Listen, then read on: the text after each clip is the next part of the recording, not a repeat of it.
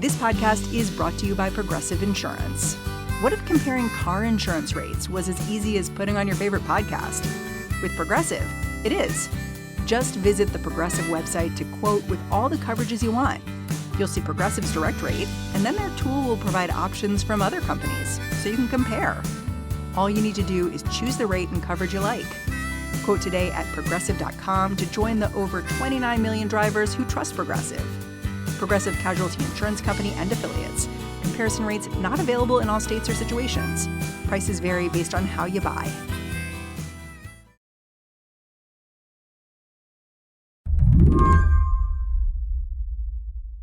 If you really want to start a conversation in Texas, Sergio Martinez-Beltran says the way to do it is to walk up to a crowd of people and utter the words, Ken Paxton. I don't think there's any gray reaction at all. It's either people love Ken Paxton and think he is the embodiment of what a real conservative Republican should be, or people really dislike him and think that he is everything that's wrong with politics and with the Republican Party. So there's nothing in between? No, nothing in between. Ken Paxton is the Attorney General of Texas, or he was. He's on unpaid leave right now because he's being impeached by the state House of Representatives. Paxton is accused of many things, but most importantly, an overly close relationship with a donor and a friend who was under investigation for fraud. Paxton's trial starts today, September 5th. Only 3 people in total in the history of Texas, including Ken Paxton, have been impeached by the Texas House. So this is a real big deal here. It's a big deal, but like Sergio says, Paxton's still got a base of support. Sergio is a reporter at the Texas Newsroom. That is a public radio collaboration in the Lone Star State. The other day, he drove out to Collin County, just outside Houston. That is one of Ken Paxton's old stomping grounds. Republican leaders here are happy to defend Paxton, even though their colleagues at the state capitol have drafted 20 separate articles of impeachment against him. One thing that's important to mention, Mary, is that a lot of the people that I talk to would not say that Ken Paxton is innocent. They will not go to bat for that. They will say that they have issues with the process that took place in the Texas House. But it's interesting. They will not say they're defending his innocence or not. In fact, they've said, we don't know if he's innocent or not. What we're saying is that what the House did is wrong. That's so interesting because when I started looking into Ken Paxton, I feel like the list of allegations against him is not short. Like, he was indicted for committing securities fraud in 2015, and he was accused of accepting bribes in 2016. And there's even this allegation that he stole a $1,000 pen back in 2013. So it's like he just has this list of things that aren't too great. The thing is that in most of these instances, he has not faced any consequences. And so here we are now with one of his latest legal issues, which is where, he's accused of using his office to protect and shield one of his political donors and friends from a FBI investigation. This is the first time he has to face some sort of accountability. I don't think he was expecting anything to happen, except that it did. Today on the show, after 15 years of accusations, could this week's impeachment mean Ken Paxton is being held accountable? I'm Mary Harris. You're listening to What Next? Stick around.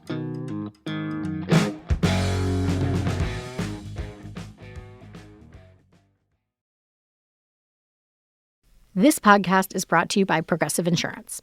Let's face it, sometimes multitasking can be overwhelming. Like when your favorite podcast is playing and the person next to you is talking and your car fan is blasting, all while you're trying to find the perfect parking spot. But then again, sometimes multitasking is easy, like quoting with Progressive Insurance. They do the hard work of comparing rates so you can find a great rate that works for you, even if it's not with them. Give their nifty comparison tool a try, and you might just find getting the rate and coverage you deserve is easy. All you need to do is visit Progressive's website to get a quote with all the coverage you want. like comprehensive and collision coverage or personal injury protection. Then you'll see Progressive's direct rate, and their tool will provide options from other companies, all lined up and ready to compare, so it's simple to choose the rate and coverages you like. Press play on comparing auto rates. Quote at Progressive.com to join the over 29 million drivers who trust Progressive.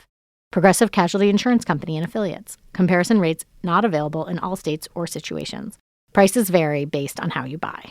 Hey, friend, before you hit fast forward through this ad, let me just bend your ear a tick and tell you all about Slate Plus, Slate's membership program. You know that What Next is going to be here for you, whether there's big breaking news or whether you just want to hear about a story you might have missed. Basically, we've got you totally covered. And we're here thanks to Slate. If you want to support us, and I know you do, the best way to do that is to join Slate Plus. It'll get you all connected with Slate's award-winning journalism. You'll get ad-free podcasts. You'll get Plus exclusive content on shows like Slow Burn and Political Gabfest. And you'll never hit a paywall on the Slate site. Every new membership helps ensure we can continue bringing you the biggest stories each week. So go on, hit the pause button and go to slate.com/whatnextplus. Again, that's slate.com/whatnextplus. All right, on with the show. So let's do a little 101 before we really get into it here. For people who are not in Texas, what does Ken Paxton represent? Why is he so important? Yes, so Ken Paxton is the embodiment of what a true conservative Republican should be, and that's according to the people who really like him. He's a big figure here in Texas, Mary. He won the Attorney General's office about a decade ago and has been reelected twice since then. And part of the reason he's so loved by many GOPers here is because of his efforts to overturn the results of the 2020 presidential election. Yeah, the Texas Tribune has called him the state's election denier-in-chief. Is that a fair characterization? I believe so, yeah. He was at the forefront of trying to overturn the results. And, he's a big supporter and friend of former President Donald Trump. Attorney General who has really led the way, somebody who has been brave and strong, Ken Paxton. He's made a name by being strict on issues like voter fraud and for fighting with the Obama and Biden administrations over immigration, federal spending, medication abortion. And of course, he's also known because of his legal troubles. Yeah, can we take the impeachment allegations one at a time? Because even though there are all these allegations against Paxton, these impeachment allegations, they really revolve around this one relationship that the Attorney General had with a guy named Nate Paul, who's a real estate mogul. Right. So Nate Paul, like you mentioned, is a businessman who's based here in Austin and has been involved in some serious legal issues. He was recently charged with 8 felony counts of making false statements to mortgage lenders and other financial institutions. And it turns out Paul is a good friend of Paxton and has even donated to his campaign. In fact, he gave $25,000 to Paxton in 2018. This relationship started about 2019 when Paxton asked his top deputies for legal counsel on a disputed records request involving Nate Paul, who wanted access to sealed information concerning a search warrant by federal agents against himself.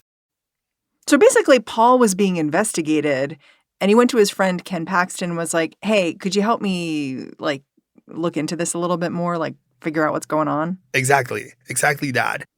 Texas House investigators now allege that Ken Paxton gave Nate Paul access to unredacted FBI records.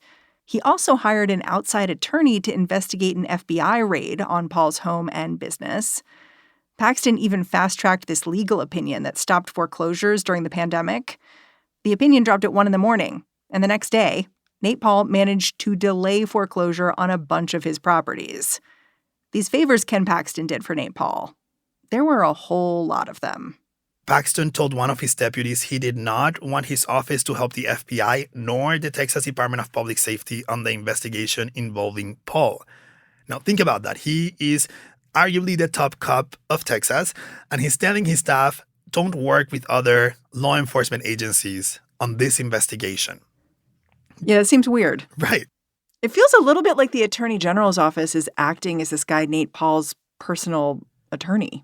Yes, and that is one of the big questions here. Why was Ken Paxton so moved to help Nate Paul. Paxton's top staff kept saying they didn't know. In fact, at one point, they sat with Paxton and were like, hey, why are you doing this? Are you being blackmailed? Are you being bribed? Tell us. We are here to help. We don't have to do this. And still, Paxton moved forward with this. He said that he knew what it was to be wrongly investigated and indicted, and that pretty much he didn't want that to happen to Nate Paul. Huh. What was Paxton getting for? What do we know that Paxton might have been getting for doing all this work for his friend Nate Paul? We are not completely sure about the extent of what he was getting. What we do know is that House impeachment managers say Nate Paul paid for Paxton's home renovations, and they were over $100,000 worth of renovation. We also know that Nate Paul allegedly hired a woman with whom Paxton was having an affair and brought her to Austin, so the Attorney General didn't have to travel to San Antonio where she used to live. This seems kind of like small potatoes. This stuff. It's valuable to have someone pay for your home renovations and move your mistress somewhere, but is it turn the Attorney General's office upside down level? I'm not sure. If you asked those who worked for Paxton, some of these members of his cabinet that were the most loyal to him and are super Republicans, have their Republican bona fides, they would say it was not worth it. They don't understand why he used his office to do this. And that's why 8 of Paxton's top deputies went to the FBI and told the FBI that they believed there was criminal behavior happening within the office of the Texas Attorney General. And this is in fall of 2020, right? Correct. That seems like a really big move for these people inside Paxton's office. My understanding is they were often handpicked by Ken Paxton and very conservative. For them to go outside of their office to the FBI and report their boss, it kind of seems unprecedented to me. Yes, it was a big deal. They went to the FBI, and it's interesting, Mary, because right after they went to the FBI, they also messaged Paxton and told him that they had gone to the FBI and reported him. They were super, super upfront about this and what they did. One of the folks who reported Paxton to the FBI, his name is David Maxwell. He served as Director of Criminal Law Enforcement for the Office of the Attorney General. And, Maxwell told House investigators that he knew from the beginning that what Paxton was asking him to do was not legal and was not right, that this Nate Paul guy was very corrupt. He also told Paxton that, he was going to get himself in trouble and, quote, I wish you'd listen to me. And what we know is that Ken Paxton ignored his pleading and still moved forward with helping Nate Paul. So after these staffers come forward, go to the FBI, tell Ken Paxton, their boss, we went to the FBI, what happened then? Were they hailed as heroes or what? So a couple of things happened right after they went to the FBI.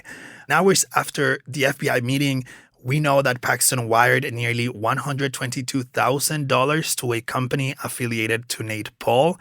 House impeachment managers claimed that Paxton made that payment in an attempt to hide what I said earlier, that Paul had provided Paxton with home renovations for free.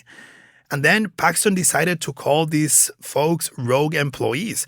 And he pretty much either fired or pushed all of them out of the Office of the Attorney General because of them reporting Paxton to the FBI. It seems to me if the people in your office go to the FBI and make allegations against you and you're a public official, and then the public official intervenes and pushes people out, those same people, that would be a big red flag that something was going on that would need to be investigated by the state. But it seems to me like that's not what happened in Texas. This was 3 years ago when this happened. And afterwards, things just kind of bubbled along for a while, right? Right. The whistleblowers ended up suing the Attorney General's office because of these firings. And I think that this is important, and I've tried to make emphasis in all my reporting on this. It's the fact that at the core of this impeachment of Ken Paxton is the fact that 8 people went to the FBI and reported Paxton because they believed that there was criminal behavior happening within the Office of the Attorney General. And these 8 people are Republicans, many of them personally recruited by Ken Paxton.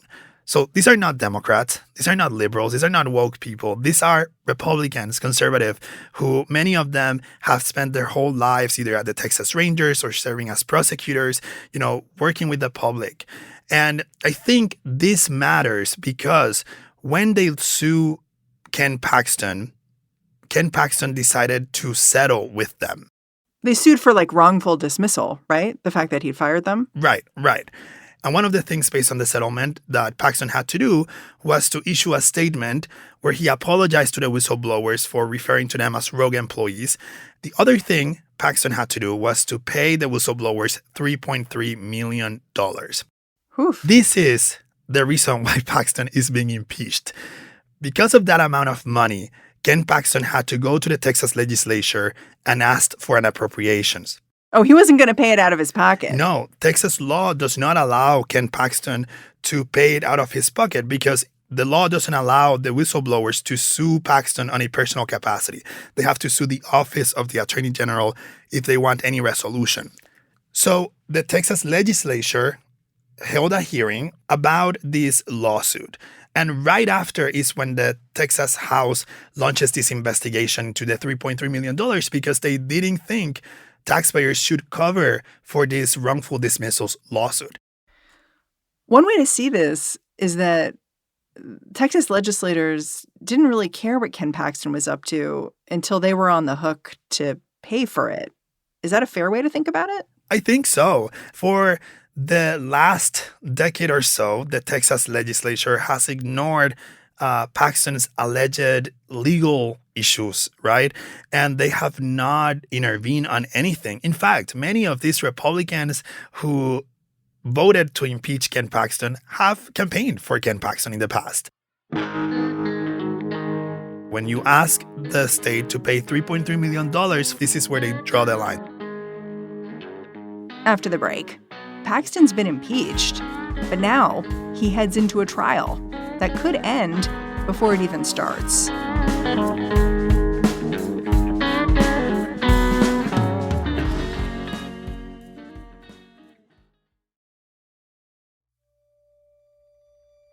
Sometimes things in the world of technology are complicated and need careful explaining. Sometimes they just need a little hard truth. I don't think anyone is going to buy a banana with crypto at any point in the foreseeable future. I'm Lizzie O'Leary, the host of Slate's What Next TBD, your clear-eyed guide to technology, power, and the future. Friday and Sunday, wherever you get your podcasts.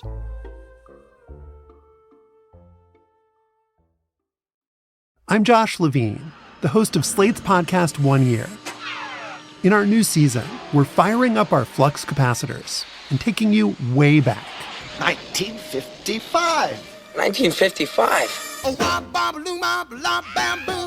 We'll bring you 1955's weirdest, wildest, and most captivating stories. You'll learn about forgotten pioneers, like the TV Weather Girls, who took the country by storm. A cute, sexy young woman was very appealing, and I can quite understand why. And you'll discover moments from the past that resonate deeply with the present, like how a bizarre conspiracy theory infected the nation's politics. Oh my God, they're trying to establish a prison camp. This is going to be Siberia, USA. 1 Year, 1955. Out now, wherever you listen.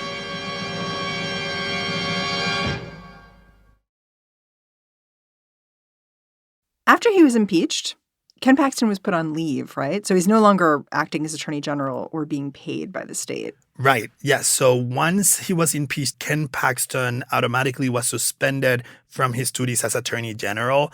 He's not removed. He's just suspended. We have seen him on Twitter since then. He's talked about how he's not going to surrender on this fight. He's talked about how he's innocent, how this impeachment proceeding was not legitimate.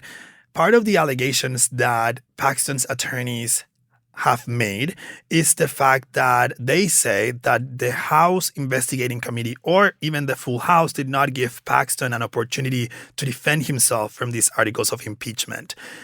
In the Texas Senate, in this trial, he will be allowed to present his defense, and even Paxton will be allowed to provide testimony However, Paxton has already promised to not show up to provide testimony.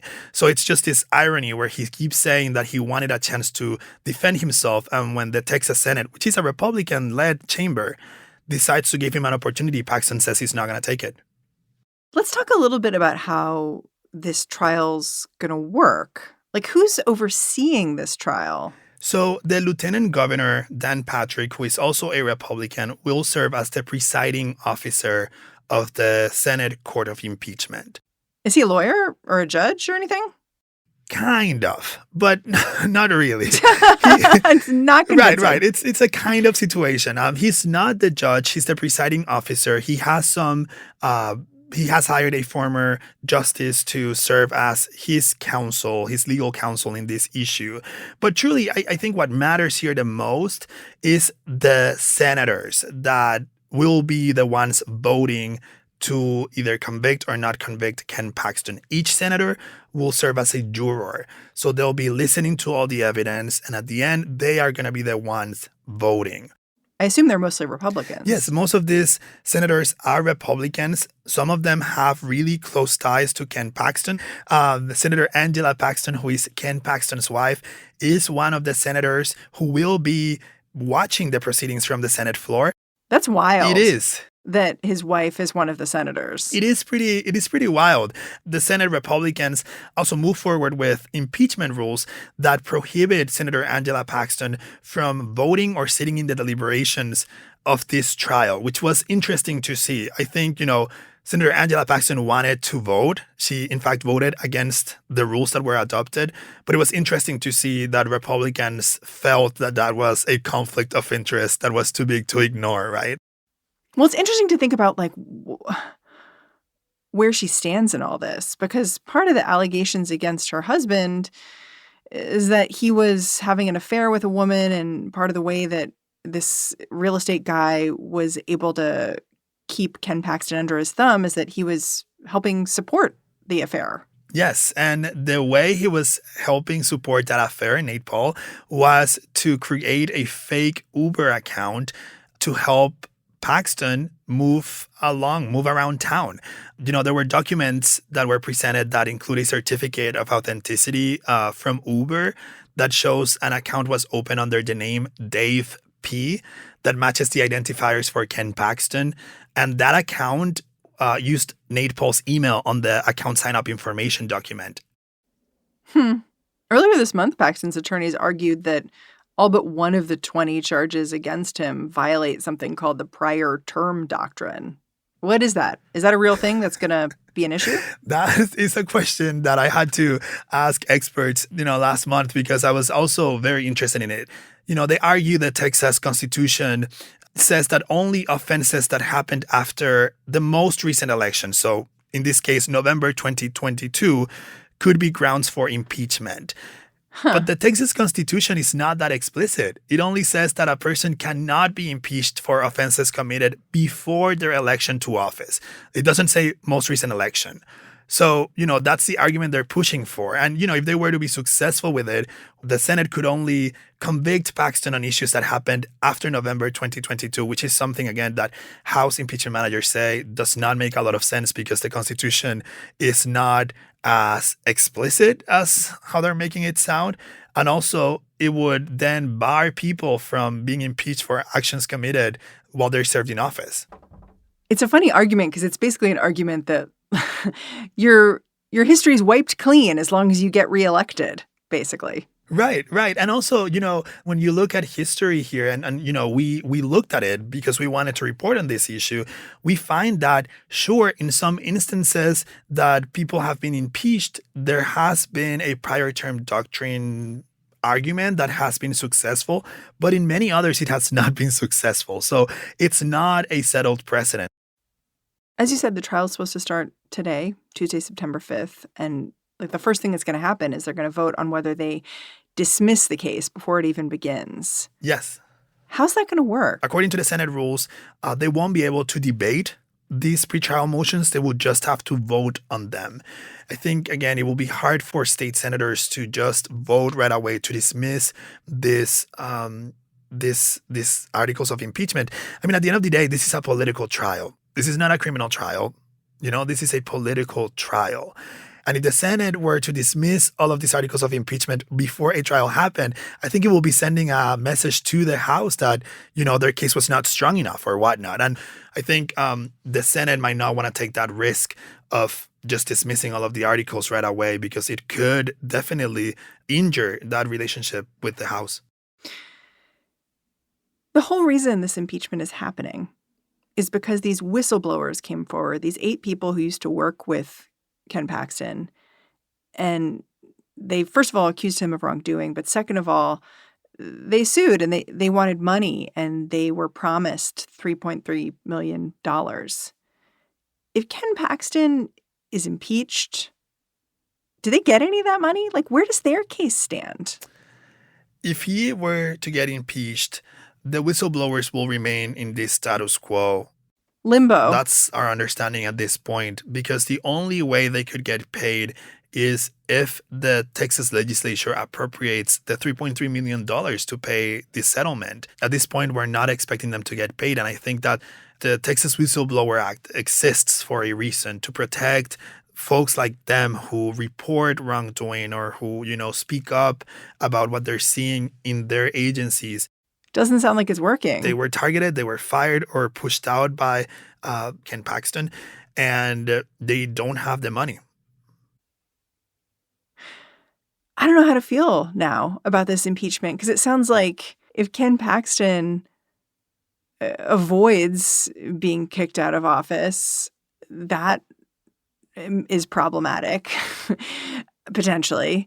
And it sounds like if he is kicked out of office, that means these whistleblowers are out of luck. Right. And we also have to look at the intentions here from the Texas legislature, because sure, they say that they don't think taxpayers should pay for this $3.3 million.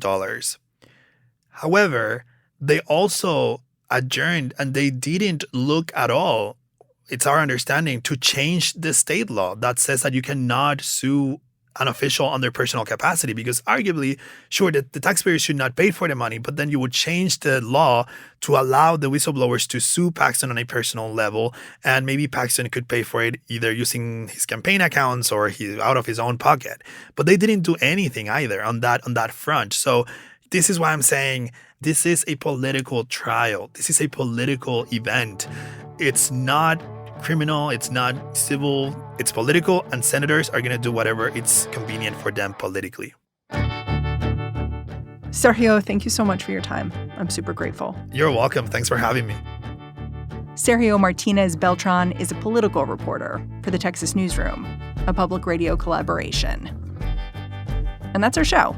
If you're a fan of what we're doing here at What Next, the best way to support us is to join Slate Plus. Go on over to slate.com/whatnextplus to sign up. What Next is produced by Elena Schwartz, Rob Gunther, Anna Phillips, Paige Osborne, and Madeline Ducharme. We are led by Alicia Montgomery with a little help from Susan Matthews.